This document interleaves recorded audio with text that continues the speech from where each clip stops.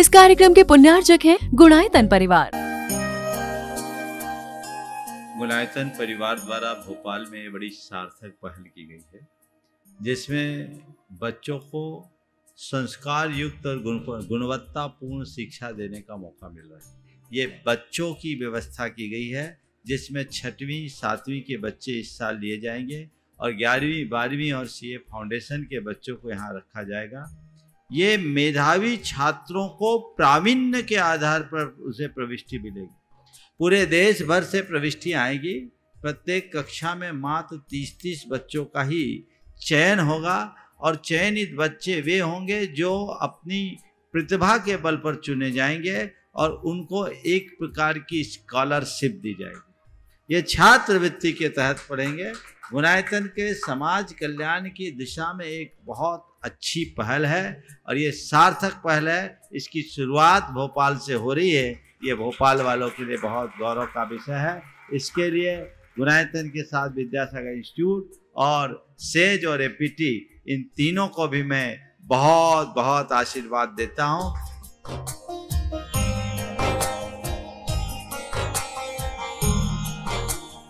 एक आदर्श और व्यवस्थित दिनचर्या का लक्ष्य प्राप्ति में बहुत बड़ा योगदान होता है।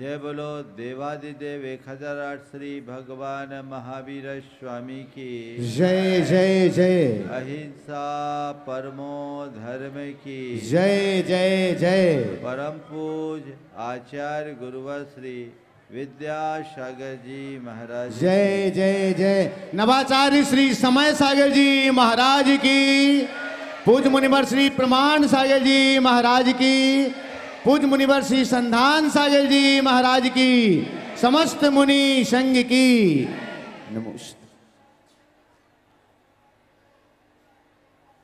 किसी ऊंची पहाड़ी पर चढ़ना हो तो एक एक कदम संभल संभल करके रखना पड़ता है।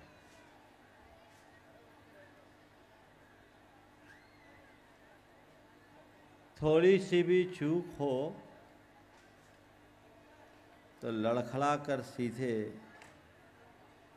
नीचे गिरना पड़ सकता है। परंतु कदम कदम पर संभल कर चलने वाले जब पहाड़ी पर चढ़ते हैं तो प्रकृति के रमणीय दृश्य का जो अनुभव होता है वो अनिर्वचनीय होता है, उसे शब्दों में नहीं कह सकते। एक अलग प्रकार की अनुभूति होती है। रास्ते में कठिनाई जरूर है पर मंजिल का आनंद है। दूसरी ओर किसी रेतीले टीले पर चढ़ना हो तो बड़ा भुरभुरा मखमली स्पर्श का अनुभव होता है, अच्छा लगता है। लेकिन 2-4 कदम ऊपर चढ़ते हैं, मिट्टी भसकती है, वापस जहाँ के तहाँ आ जाते हैं। ये आरामदायक जरूर है लेकिन उपलब्धि नहीं है ना। मैं चाहूँगा एक बार थोड़ा सब शांत हो जाएं, जिन्हें जहाँ जगह मिल रही है वहीं बैठ जाएं, सब शांत हो जाएं। जय बोलो शांतिनाथ भगवान की। थोड़ा सा कार्यकर्ता देखे शोर नहीं हो, एकदम शांत हो जाए। देखिए ये हुई ना बात। व्यवस्थापक भी मौन पूर्वक व्यवस्था बनाए, इशारे इशारे में, तो आप लोगों को आनंद आएगा। मैं कह रहा था पथरीली पहाड़ी पर चढ़ना कठिन है लेकिन चढ़ने के बाद असीम आनंद है, और भुरभुरे रेत के टीले पर चढ़ना सरल है पर पहुंचना कठिन है। बस यही स्थिति है। एक श्रेय का मार्ग है, दूसरा प्रेय का मार्ग है। श्रेय यानी कल्याण और प्रेय यानी सुख। आज तप कल्याणक है। भगवान ने जन्म लिया और जन्म लेकर तप धारण किया। आज मध्याह्न में भगवान तप धारण करेंगे। मैं बार बार सोचता हूं भगवान को क्या कमी थी जो तप धारण किए। कई बार लोग बोलते हैं, एक युवक से किसी ने कहा भैया थोड़ा धर्म करो, तो उसने कहा मुझे क्या कमी है जो मैं धर्म करूं। मुझे क्या कमी है जो मैं धर्म करूं, इसका मतलब जिसके पास कमी है वही धर्म करता है। मैंने कहा तेरा ये उत्तर ही तेरी कमी को दर्शा रहा है। तू पूछता है कि मेरे पास क्या कमी है जो मैं धर्म करूं, मैं तुझसे पूछता तेरा है क्या जो तू भ्रम में पड़ा है। तेरा क्या है? एक परमाणु भी तेरा नहीं है। न शरीर तुम्हारा, न संपत्ति तुम्हारी, न संबंधी तुम्हारे। एक श्वास पर भी तुम्हारा अपना नियंत्रण नहीं है। अगर इस दृष्टि से देखा जाए तो भगवान को कोई कमी नहीं। समुद्रांत पृथ्वी पर जिनका एक छत्राधिपत्य साम्राज्य,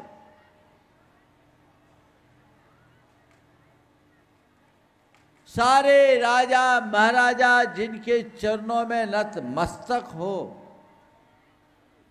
स्वर्ग का इंद्र भी जिनके चरणों में झुककर अपने आप को कृतार्थ महसूस करे, उन भगवान के पास क्या कमी? हाँ, जिनके पीछे तुम भागते हो उसकी कोई कमी नहीं थी, वो भरपूर थे। लेकिन भगवान को जिसकी तलाश, उसकी कमी थी। सब कुछ है पर आत्मा की शांति नहीं है। उनके पास जितनी भी चीजें थी वो प्रेय थी। प्रेय मतलब जो सुख दे, और श्रेय मतलब जो हित करे। भगवान को श्रेय की तलाश थी, इसलिए उनने प्रेय को छोड़ दिया। चार बातें आज आप सबसे कहूंगा। श्रेय, प्रेय, हेय, ध्येय। श्रेय, प्रेय, हेय और ध्येय। श्रेय क्या है? जिसमें हमारा हित है।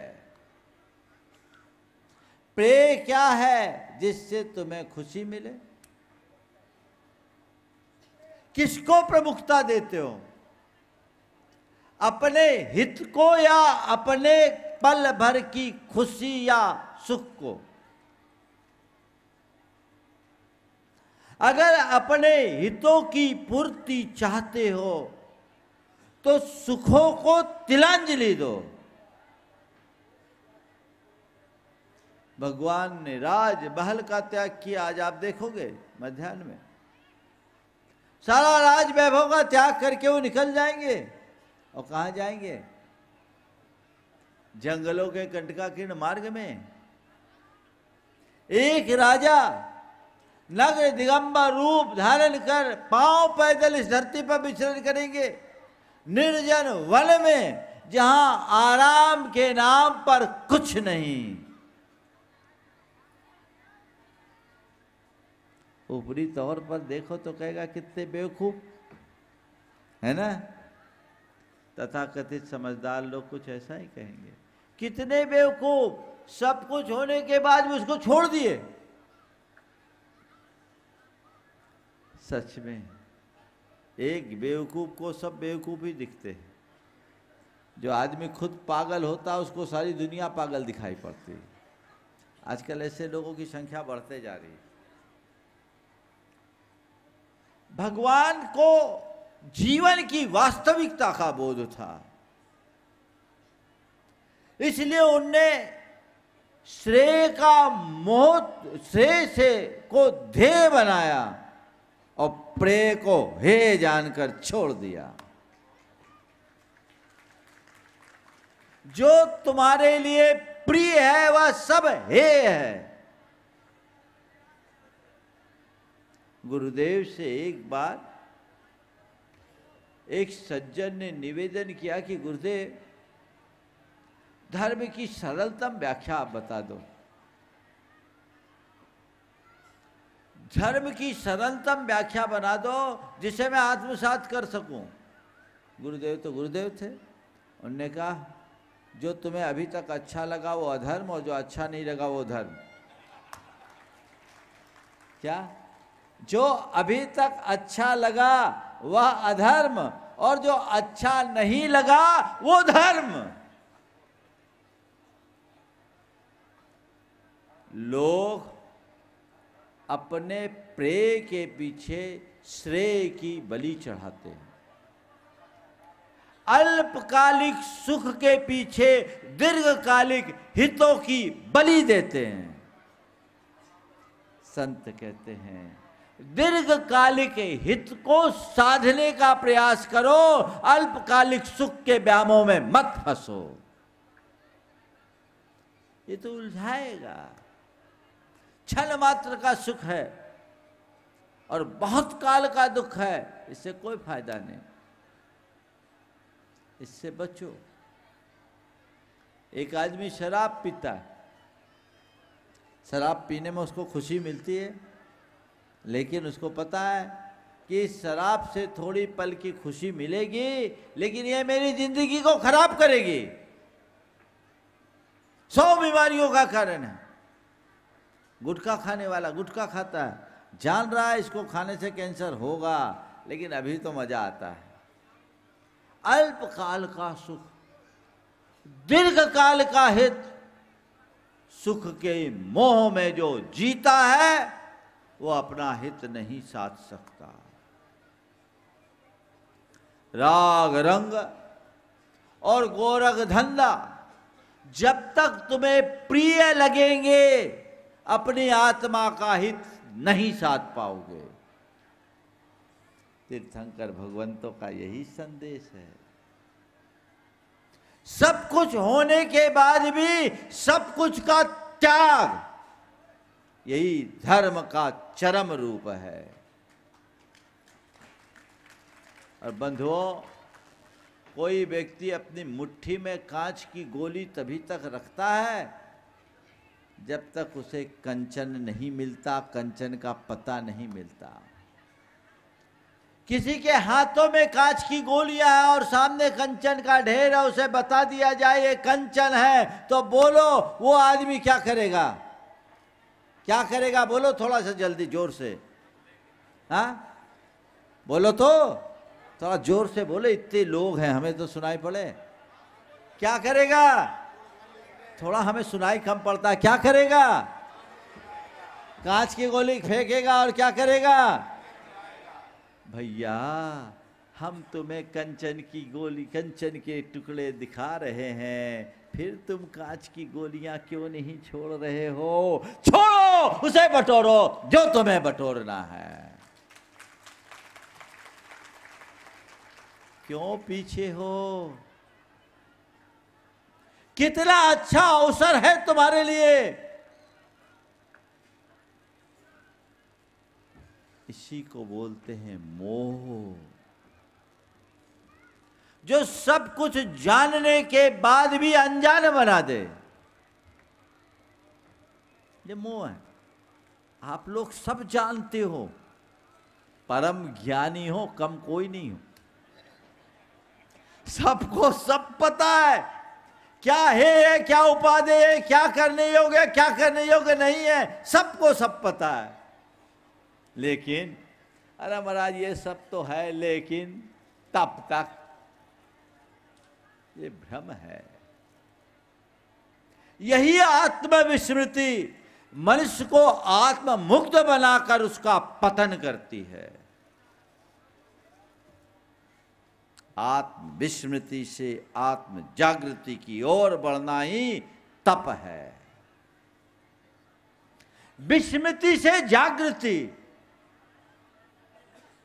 हे को हे मानो, श्रेय को ध्येय बनाओ। जो अब तक अच्छा लग रहा है वो अच्छा लग जरूर रहा है, अच्छा नहीं है। अच्छा लगना और अच्छा होने में अंतर है ना।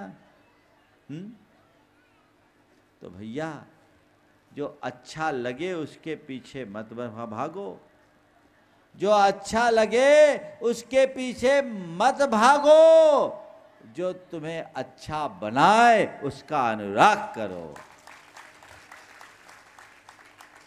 किससे तुम्हारा जीवन अच्छा बनेगा? जिससे तुम्हारा हित सधेगा उससे ही जीवन अच्छा बनेगा, और कोई दूसरा रास्ता नहीं।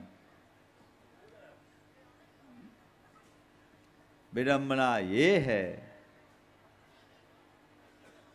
कि धर्म की चर्चाएं तो लोग रस लेकर कर लेते हैं, लेकिन धर्म को आत्मसात करने के क्षेत्र में प्रायः पिछड़ जाते हैं। कोई चर्चा मत करिए, आगे बढ़ने के लिए संकल्पित होइए। मनुष्य के हृदय में जब तक आध्यात्मिक प्रकाश प्रकट नहीं होता तब तक उसके जीवन का वास्तविक रूपांतरण नहीं हो सकता। हम सबको अपने अंतरंग में उस प्रकाश को प्रकट करने का प्रयत्न करना चाहिए।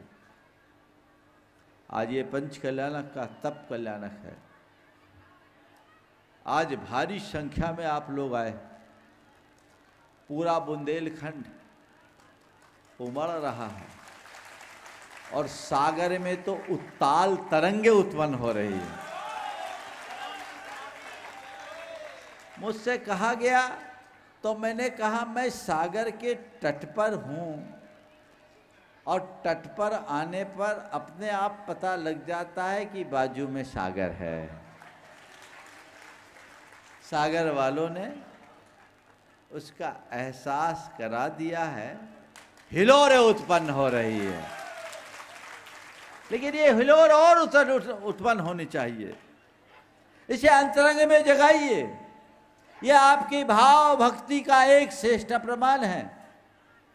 और सागर ही नहीं, गैरतगंज, बेगमगंज, सिलवानी, जैसी नगर, आसपास के इलाके के लोग, इधर ललितपुर वाले और घोटे गांव तक के लोग कहीं न कहीं से नंबर सब लगाना चाह रहे कि कहीं से तो मौका मिल जाए। भोपाल तो लगा ही हुआ है और विदिशा, सब तरफ के लोग आज यहाँ आए हैं। मैं एक विशेष बात आप सबसे कहना चाह रहा हूँ। बुंदेलखंड और दूसरे क्षेत्र में एक मौलिक अंतर जो मैंने पाया, ध्यान से सुनिए। ओम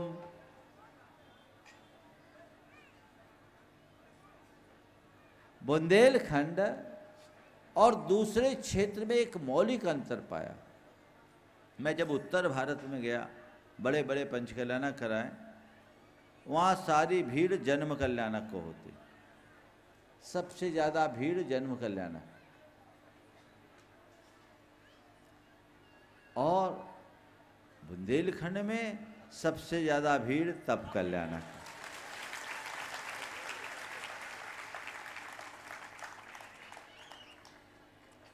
मुझसे पूछा बड़ौत में, महाराज यहाँ और वहाँ में क्या अंतर है? मैंने कहा यहाँ वैभव है, वहाँ भावना है। यहाँ वैभव है, वहाँ भावना है। तुम लोग थे ना? हाँ, तो वैभव है, वहाँ भावना है। वहाँ जन्म कल्याणक में राग रंग में कर ले, जन्म कल्याणक के बाद तप कल्याणक के बाद तो आधा पंडाल। और हमने कहा भैया मैं बुंदेलखंड में 20-22 साल रहा हूँ, वहाँ तो तप कल्याणक से ही पंडाल भरता है और आज तो पंडाल छोटा है। ये क्या है? आप इसे समझिए। ये कोई सामान्य बात नहीं है। ये तुम्हारे संस्कारों का उदाहरण है। तुम ऐसी मिट्टी में पले बढ़े हो जिसकी महक बहुत सौंधी है, जिस मिट्टी ने त्याग, तप, संयम और वैराग्य को प्रधानता दिया है। वो तुम्हारे खून में है, वो तुम्हारे डीएनए में है। अब तुम्हारी जिम्मेदारी है कि उसे मेंटेन करके चलो। इन दिनों मैं देख रहा हूं, मेरी एक आदत है, मैं समाज का अध्ययन करता हूं, निकटता से देखता हूं। 40 साल से अधिक मुझे इस मार्ग में हो गए, 42 साल। 42 सालों में एक बहुत बड़ा परिवर्तन, सामाजिक परिवर्तन मैंने देखा है। पूरे देश में, पूरे विश्व में सामाजिक परिवर्तन है, जनरेशन वाइज परिवर्तन है। लेकिन अभी के दशक में मैंने बुंदेलखंड में एक बड़ा परिवर्तन देखना शुरू कर दिया कि बुंदेलखंड अब जो सादगी प्रधान जीवन शैली को अपनाता था, विलासता प्रिय बनने लगा है। ये अच्छी बात नहीं है। ये संपूर्ण बुंदेलखंड के लिए चिंता का विषय है। एक सकारात्मक पक्ष ये है कि बुंदेलखंड में संपन्नता बढ़ी है, पर उसके साथ नकारात्मकता ये आ गई कि संपन्नता के अनुपात से विलासता भी बढ़ने लगी है। यानी वे अपनी मौलिक पहचान को खो रहे हैं। ऐसे कहा जाता है विलासिता अमीरी का अभिशाप है, और जो व्यक्ति अभिशप्त होते हैं वो समाज, वो परंपरा, वो व्यक्ति कभी पनप नहीं सकता। आप सबकी ये नैतिक जिम्मेदारी है कि अपने पुरखों की परंपरागत संस्कार को सुरक्षित रखे, श्रेय को महत्व दे, प्रेय को नहीं। श्रेय हे है, प्रेय हे है और श्रेय ध्येय है। क्या है मेरा ध्येय? जिसमें मेरा कल्याण हो, जिसमें मेरा हित हो। ये बुंदेलखंड की धरा है जिसमें लोगों ने चक्की पीस पीस कर भगवान का मंदिर बना दिया। ये कोई साधारण घटना है? मजदूरी करने वालों ने भगवान का मंदिर बना दिया। कि किस बात का द्योतक है? हमने अर्थ को नहीं परमार्थ को महत्व दिया, ये उसका प्रमाण है। हम पदार्थ से हटकर जीवन के यथार्थ को समझते हुए आगे बढ़ने वाले लोग हैं। उसकी तरफ आप सबका ध्यान केंद्रित होना चाहिए, तब कल्याण की यही सार्थकता है। आगे बढ़ो और बड़ा त्याग तब करो तो करो ही, कम से कम कुलाचार पर तो दृढ़ रहो। आज कुलाचार गौण होता जा रहा है, दुराचार हावी हो रहा है, जो बहुत सोचनीय है। ये प्रतिबद्धता सबके अंदर होनी चाहिए।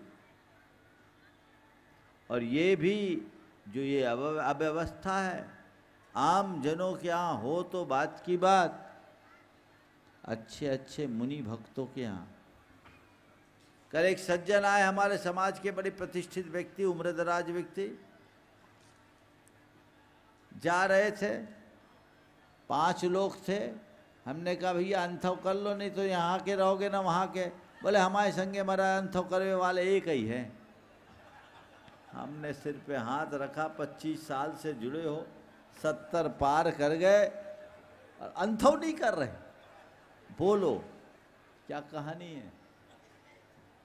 मुनि भक्त प्रमुख, सब काम प्रमुखता से। अभी हंसो मत, तुम में से खड़ा करे तो कई 70 पार है जो अंथव नहीं करते हो। हम कहते 70 पार वालों को अंथव करना ही नहीं चाहिए, एक आसन करना चाहिए। उनको एक आसन करना चाहिए। कहां से कहां पहुंच गए, इसकी तरफ तो विचार हो, इसकी तरफ तो दृष्टि हो। शिथिलताएं कितनी आ रही हैं, शिथिलताएं कितनी व्याप्त हो रही है। बोलो, पुराने पुरखों को याद करो। हमने सुना है बुजुर्गों के मुख से, बंजी करने जाते थे तब पैसा कमाते थे, घर से एक एक हफ्ता बाहर रहते, हाट बाजार करते और अपने हाथ से घोड़ा लाद कर जाते और गांकड़े ठोक कर अपना पेट भरते, सत्तू घोल करके पीकर अपना पेट भरते, पर रात में नहीं खाते थे। हाँ, और तो नहीं, बैठा लो।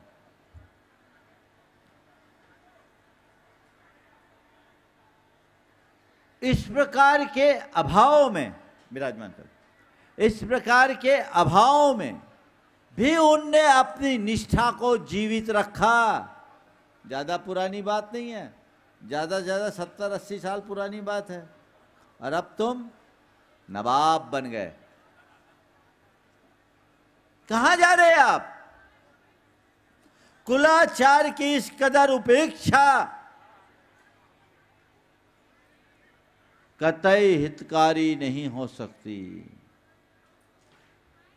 विवाह शादियों में अन्य प्रकार के अनाचार कतई स्वीकार्य नहीं हो सकते। इन सब पर गंभीरता से विचार होना चाहिए। मैं देखता हूं धार्मिक समारोहों में तो उपस्थिति बढ़ रही है, लेकिन धर्माचार शिथिल हो रहा है। इसे धर्म की प्रभावना के रूप में कैसे स्वीकार किया जाए? धर्माचार बढ़े, दृढ़ धर्मी बने, दृढ़ता के साथ आप स्थिरता पूर्वक धर्म का पालन करें, क्योंकि धर्म करने में ही मेरा हित है, ऐसा हम सबका अनुभव है और यही भगवान के वचन हैं। बोलो, आप भगवान को तो मानते हो? भगवान की कितनी मानते हो? भगवान कहते चलो भैया, जो मैं तुझे करने को कहूं वो तू ना करे तो भी मुझे कोई तकलीफ नहीं, लेकिन मैं जिसको मना करूं तो वो करे, ये ठीक नहीं। बोलो, चाहते हम पर भगवान की कृपा हो? चाहते हो? बोलो तो। सब चाहते हैं, चाहते हैं ना। अब भगवान कृपा कैसे करेंगे? भगवान जिसको पसंद करते उसको तुम पसंद नहीं करते, और भगवान जिसको ना पसंद करते उसके पीछे लगे हो। बोलो, कोई तुम्हारे दुश्मन को पसंद करे, तुम उसको पसंद करोगे क्या? हाँ बोलो। तो जो भगवान के उपदेशों के विरुद्ध काम करेगा, भगवान की कृपा उस पर भला कैसे बरसेगी, ये विचार करने की बात है। दिशा बदलिए, दृष्टि बदलिए, तभी मार्ग प्रशस्त होगा, जीवन की धारा संभलेगी। ये दृष्टिकोण अंतरंग में विकसित होना चाहिए। तो श्रेय को प्रमुखता दे, श्रेय को ध्येय बनाए, प्रेय को हे समझे। आज के तप कल्याणक का कुल यही संदेश है।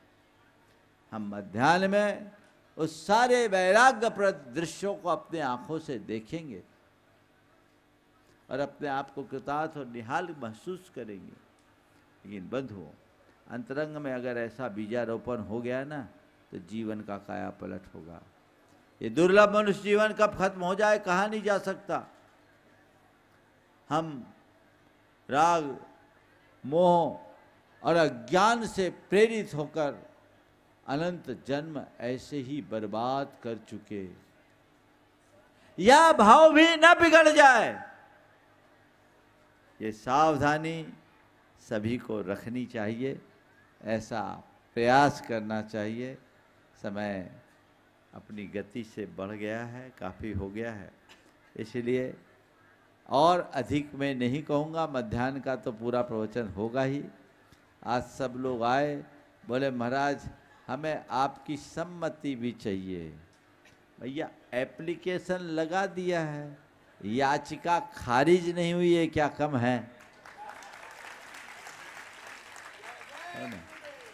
निश्चित ये आप लोगों का स्नेह है, ये आप लोगों का अनुराग है, ये आप लोगों की भक्ति है। और आपकी इसी भक्ति को, इसी स्नेह और अनुराग को देखकर मुझे लगता है कि मैं बुंदेलखंड में रहा हूँ। इसे बनाइए, जीवन को आगे बढ़ाइए। भावनाएं आप सबकी है, हम भी भावना भाते कि सबकी भावना पूरी हो जाए। भगवान इतना समर्थ बना दे कि किसी को निराश न करूं। हालांकि मेरी कोशिश भी होती है, मैं किसी को निराश नहीं करना चाहता, लेकिन कभी कभी आप लोग निराश हो जाते हो, मैं क्या करूं। पर मुझे पक्का पता है निराश भले हो नाराज नहीं होते, है ना? बस राजी बने रहें, जीवन को आगे बढ़ाएं। सब लोग, जितने लोग भी आसपास के आए हैं, मैं सभी को आशीर्वाद देता हूं, आपकी भावनाएं ऐसी बनी रहे।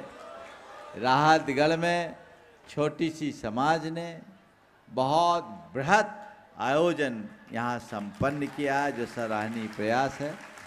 और बंधुओं, एक रिकॉर्ड है, पूरे क्षेत्र के लिए संदेश दूंगा। जून 12 को 2024 को मंदिर का शिलान्यास हो रहा है और नवंबर 2025 को उसकी प्रतिष्ठा हो रही है। पाषाण का मंदिर, आप लोग जरूर दर्शन करने जाना, सागर वालों के तो रास्ते ही में है, आप दर्शन करके आइए। ये इतनी शीघ्रता से और अच्छा काम, ये नहीं कि खाना पूर्ति हुई, और वह भी एक परिवार के द्वारा, चौधरी परिवार की, इसमें जितनी सराहना की जाए कम। और एक संदेश और, इन्होंने उसका दान पत्र भी समाज के नाम कर दिया।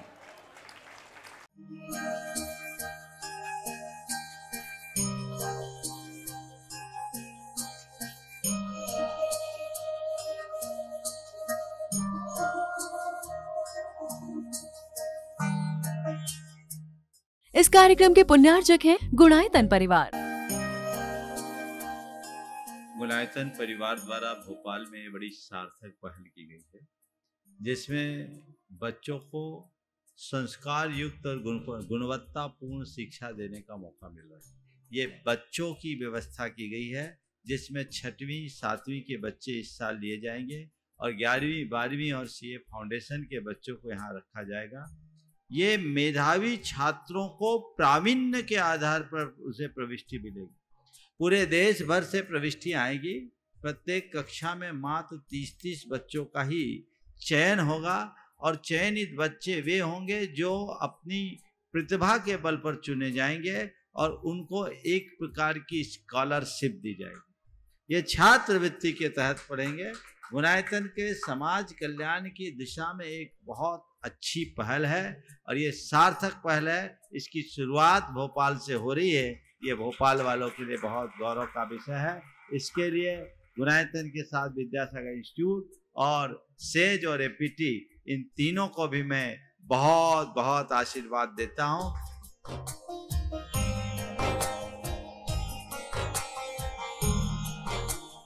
एक आदर्श और व्यवस्थित दिनचर्या का लक्ष्य प्राप्ति में बहुत बड़ा योगदान होता है।